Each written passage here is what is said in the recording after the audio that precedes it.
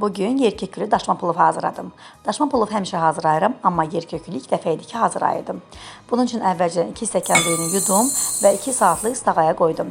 Daha sonra tavaya duru yağ əlavə etdim, suyu süzülmüş suyunu tökdüm, biraz qovurdum, üzərinə sarı kök əlavə etdim. Daha sonra kərə yağı tökdüm. Kərə yağı düyünün bir-birinə yapışmaması üçündür. Sonda isə yerkökünü sürtkəcin iri gözündən keçirtdim, düyünün üzərinə tökdüm, biraz qovurdum və suyunu tökdüm. Normalda 1 stəkan düyüyə 2 stəkan su tökürəm.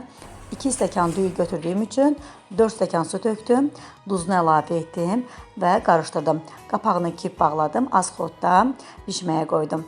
Mən yanında qarnir olaraq soğançalı ət hazırladım. Siz fərqli qarnirlər də hazırlaya bilərsiniz. Toyuq ətindən, mal ətindən, qoyun ətindən fərq etməz.